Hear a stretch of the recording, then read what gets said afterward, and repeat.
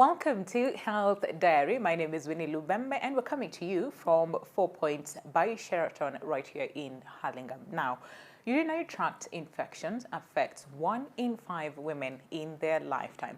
And even though it is very common in women, men, children and older adults can get it as well. The biggest question is, can UTI go away on its own? Well, we find out after this fact of the matter.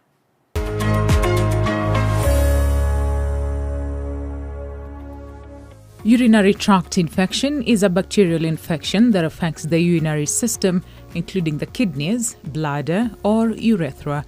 A bladder infection may cause pelvic pain, increased urge to urinate, pain with urination and blood in the urine, while a kidney infection may cause back pain, nausea, vomiting, and fever. Although UTI is more common in women, it can also happen to men, older adults, and children. My second born child, he was around 10 years by then. He used to complain of stomach pain, the lower abdomen pain. Okay, and also when peeing, also he used to complain of the pain. And sometimes the constipation was on and off, and slight fever. We did blood test, urine test, and stool test.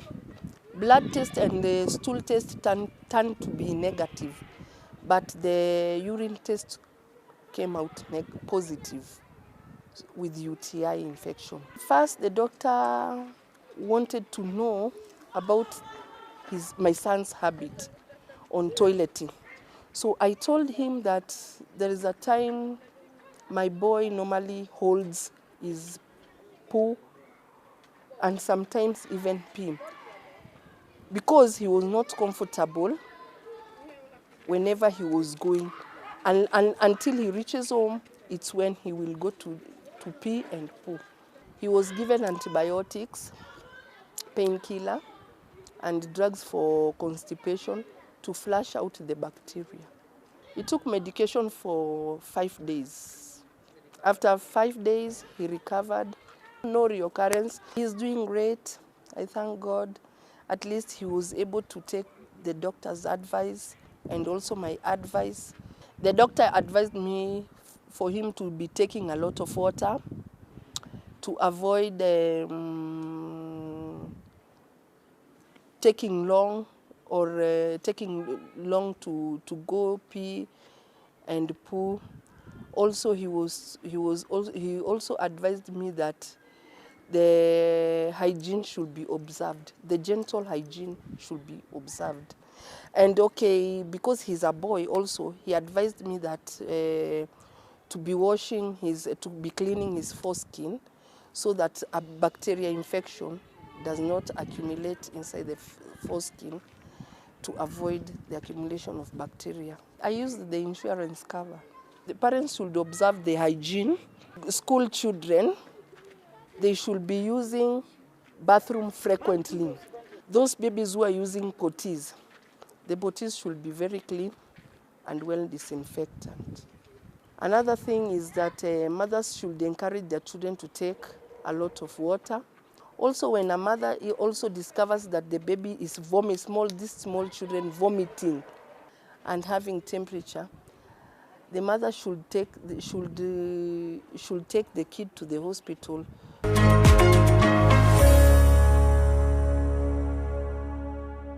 All right, how about we get to understand more about urinary tract infection, or simply UTI? And of course, to help us with the conversation, we have Dr. Hussein Berger, who's a consultant physician and nephrologist at M. Fisher Hospital. So good to see you once again, Dr.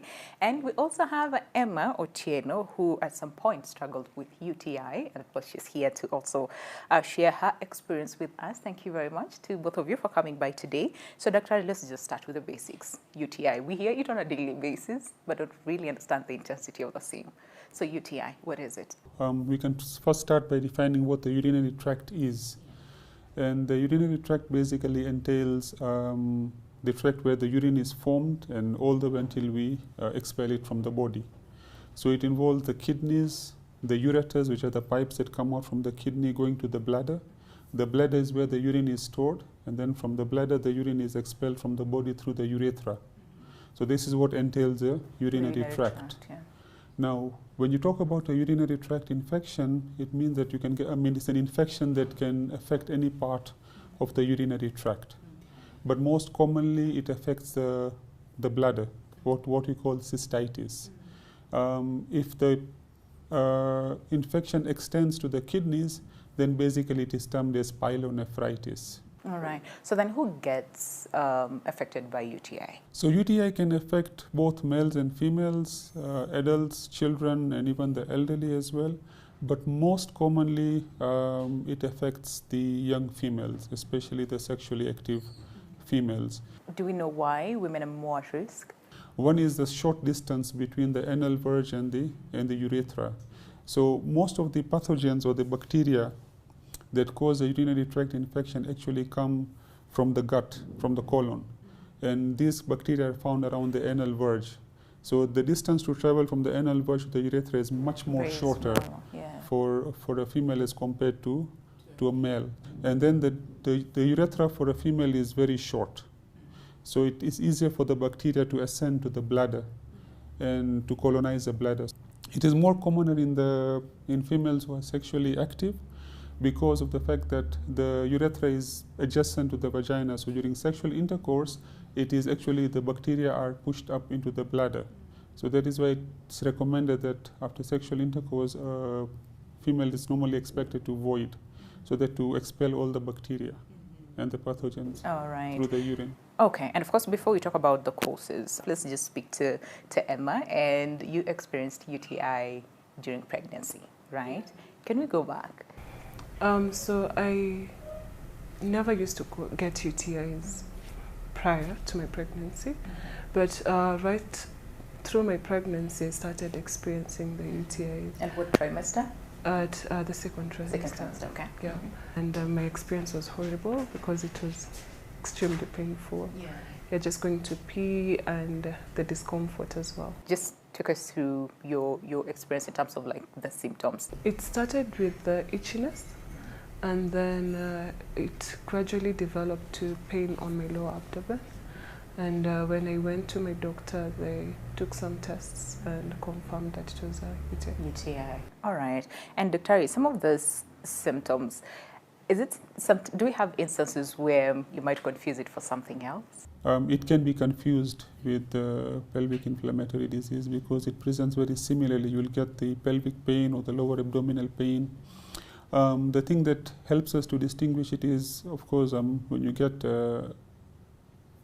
infections in the vagina or the cervix, you may get a discharge from the vagina. You get a vaginal discharge, or you get pain during sexual intercourse as well. So this points more towards pelvic inflammatory disease. While for urinary tract infection, like as she rightfully said, you get pain while passing urine or peeing, and it's like a burning pain. You also get pain in the lower abdomen when you're passing urine as well. And you tend to find that you're passing urine more frequently than normal. So those are all the cardinal symptoms of urinary tract infections. Maybe something else that I wanted, just curious to know is, can UTI be a sign of something else, like some other condition happening in the body? So if you get a recurrent UTI, then basically it could suggest that you could be having an obstruction within the urinary tract, one. If you get frequent and severe urinary tract infections like involvement of the kidney, then basically the patient could be immunosuppressed. So we need to look out for things like diabetes. Remember, diabetic patients tend to get complicated urinary tract infection. They're the ones who tend to get admitted with pyelonephritis, and sometimes it can become very severe and you can form an abscess or pus within the kidney itself, which now requires surgery. So if you get patients like this, then basically you need to investigate them for whether they have diabetes or not, or HIV. The other thing that we are seeing nowadays is TB of the genitourinary tract.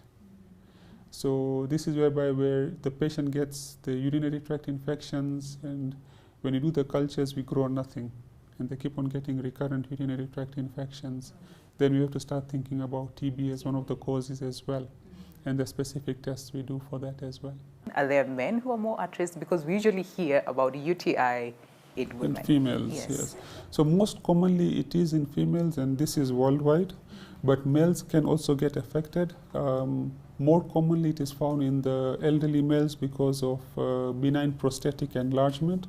So what happens is, if you have any obstruction to the flow of urine, like either you get a stricture in the urethra, or you get a prostate enlargement, like in the males, what happens when you hit 50 or 60 years of age.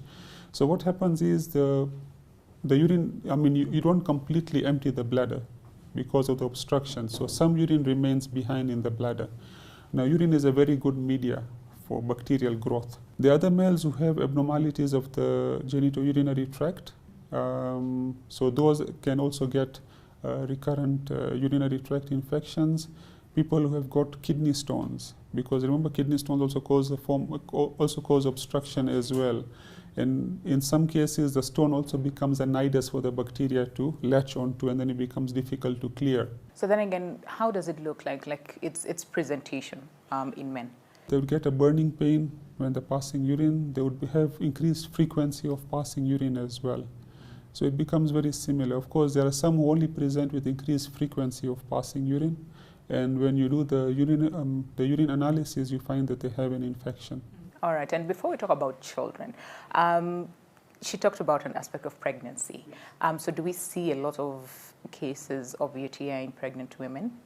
There is a certain condition called asymptomatic bacteriuria, which normally comes about in pregnancy. Now remember, especially in the second and third trimester, like what happened to her in the second trimester, where the uterus has started growing out of the pelvis. So it basically compresses onto the bladder as well, okay? And because of the hormones as well, so sometimes you can get incomplete voiding of the urine, and so you can get bacteria multiplying within the urine as well, but sometimes the patients are completely asymptomatic. So it is recommended that in your 12th and 18th week of pregnancy, you do get a urine test done for those women who are pregnant, so that in case if we do find that you have bacteria in the urine or a urine infection, then we treat it immediately, because it does portend a risk of early labor if you have an infection in the urine. Emma, so for you, did you know what caused it? Did you know where the infection came from? I think maybe it's from work, the public toilets, because that is the only place that I used to go to. That is one of the things that, of course, a lot of people would associate UTI and use of public toilets. So, Dr. is that true, or is it more of a myth? Okay, so you see, when you're using public toilets, it depends on what type of public toilets you're using. Yeah. If you are sitting on a bowl that has not been cleaned, of course, there's bacteria there, and the bacteria then stick to your skin and can ascend up. And this is why it is recommended that you always use water to clean yourself. The other aspect of it is if you are sharing bathtubs, although it's not very common. The other more commoner causes basically are if you are not voiding regularly, meaning that you're not peeing regularly. You see, a lot of people tend to fear going to bathrooms at their workplace, in public, and what they tend to do is to hold until they reach home. And what we recommend is for you to take lots of water so that you pee a lot. So every time you pee, you basically flush out the bacteria. So it prevents the bacteria from reaching the bladder and colonizing the bladder as well. All right. And for children as well, what does UTI look like in children, both boys and girls? For the infants, it's more common in the males because they tend to get what are called posterior urethral valves, so meaning that there's an obstruction there, and they don't tend to void completely. So for the infants, basically they may present with irritability, they may present with fevers, and then of course when we do the cultures and everything is when we pick up that they have a urinary tract infection, then you tend to do your imaging, the ultrasound, and pick up that there are what looks like posterior urethral valves because of the features of obstructive uropathy. All right, so we need to go on a break, but of course when we come back, we want to understand. So fine, went to the doctor, told you you have UTI. Were you concerned? Were you scared? Because you're pregnant at this time. You just want to make sure everything is okay. And of course, your whole treatment journey towards the same. And of course, we'd also want to understand the diagnosis really and treatment of the same. And of course, all that is coming up after the short break. Stay with us. All right, welcome back. Glad you're still with us. The show is Health Diary, and today it's all about urinary tract infection or UTI. And of course, to help us with the conversation, we have Dr. Hussein Baga, who is a consultant physician and nephrologist at Mpisha Hospital, together with Emma Otieno, who had an experience with UTI. And of course, she's here to also share her experience with us today. So Emma, fine, went to the doctor, and of course, the diagnosis was done, and they found out that you have UTI. What was your immediate reaction? Well, let's just say I wasn't that shocked. Okay. The doctor briefed me on everything concerning it, and also they prescribed some medication. There were some that for inserts, and I think I was also given an antibiotic as well. And Dr., does it vary in terms of severity, or is this once you have the infection, you have the infection? No, the severity does vary, and there are some people who can get very severe infections, and the infections can actually involve the kidneys. And when it involves the kidneys, it's called pyelonephritis, as I mentioned before, and that makes infection more severe. It's now subsequently called a complicated urinary tract infection. So what then causes that? Is it that then the infection progresses, or what usually happens that someone ends up with a severe form of UTI? So, I mean, if you have patients who are immunosuppressed, like let's say patients who have diabetes, these are the ones I've seen commonly who tend to get severe infections involving the kidneys. If you have abnormalities of the urinary tract, like for example, if you have an obstruction, if somebody tends to ignore their symptoms, Yeah, which is common, which right? is very common, Yeah. unfortunately, and this can also predispose them to getting severe infections as well. Yeah.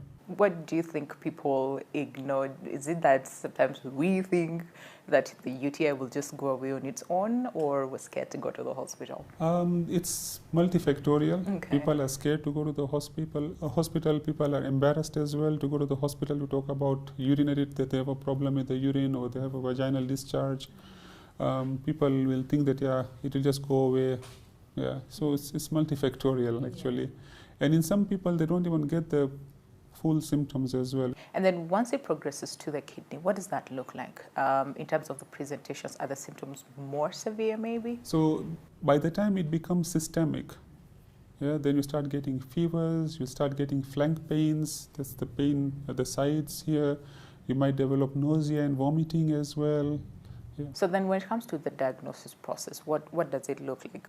No, so when somebody comes with the classical symptoms and we do our examination, and subsequently, of course, we'll ask for the blood test, the urine test, and we also image the kidneys as well. Now, this is in adults. Now, in children, so what happens is now there are these urine bags, plastic ones that we basically stick around the urethra, yeah, and then we wait for the child to pass urine, and immediately the child passes urine, then the mother is then told to bring it to the hospital immediately. So, and after that, what does treatment then look like? No, so I mean, once when there's a urinary tract infection, then we basically give them the antibiotics, okay?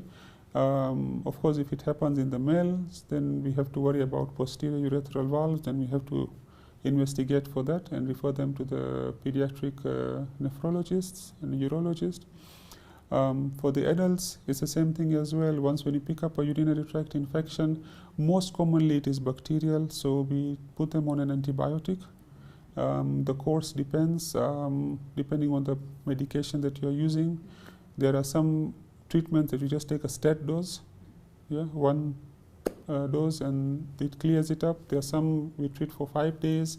We can go up to 10 days depending on the severity of the infection. If it involves the kidneys, then we do 10 to 14 days.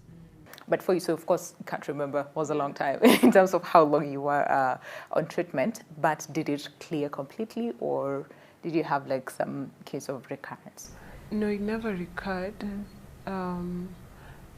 After the treatment, I went back just to be sure. Okay. I think I was also a bit paranoid. Yeah. So after that, I went for another test just to be certain that it has actually cleared, and indeed it did. It did. So after that, it just became a bit also paranoid with where I was at least going to the toilets and everything, because at the back of my mind, it was I got it from. Is the treatment different during pregnancy? Because we all know when you're pregnant, you're told, oh, don't take these medications and stuff. It is very different, of course, because there are some antibiotics that we cannot use in pregnancy. So we have to be very careful, and we always insist, you have to ask whether the lady in front of you is pregnant or not. All right, so to the very big question that people usually ask, can UTI go away on its own? Well, it is a bit rare for it to go away on its own, especially when it's an established UTI that you have and you have the symptoms. Then you definitely need to get a course of antibiotics. What causes the recurrence? So one of the biggest risk factors for recurrence of UTI is if you have had a previous UTI. I think other things as well, like as I told you, women who are sexually active, it does predispose them. It is recommended if you get recurrent UTIs to clean yourself from the front to the back and not from the back to the front. Drinking plenty of water and making sure that you pee frequently so that you avoid accumulating the urine and getting a urinary tract infection. Cranberry tablets or cranberry juice is very controversial as well. I have tried it out in some patients who get recurrent UTIs. It has worked. Small studies have shown that it works, but the larger multi-center trials have not shown any difference per se in terms of using the cranberry juice and whether it reduces the frequency. For women who have tried all of this and they still get recurrent UTIs, then we basically put them on prophylactic antibiotics for 6 months. Okay, So and a lot of yogurt. We hear a lot of yogurt cases as well. Well, even that is not really scientific as well, because the probiotics have not been shown to reduce the frequency, which is what yogurt is, the probiotics. It's not been shown to reduce the frequency of urinary tract infections per se. All right. But you can still take it, it's not harmful. Yeah, it's okay. Yeah. Please do. Can I ask him a question? Sure. In high school, I saw a lot of young ladies use garlic. Have you heard that? No. Like the insert, does it work? Garlic. Because insert? Yeah, yes. I saw that in high school a lot. No, it doesn't work. Please don't do that. It's not good at all. Even using the feminine hygiene products that you'd use there's a very high risk of getting urinary tract infections using diaphragms or spermicides, because it kills the normal flora, which are protective, and they can predispose you to getting urinary tract infection. Okay, so Emma, as we finish, very, very quickly, like 30 seconds, to all the women probably watching us now, afraid to go to the hospital or just thinking, what if not? It's a lot of the same. And even the aspect of cost as well. Did you have like any form of insurance? Did you pay cash? How much was it? Yeah.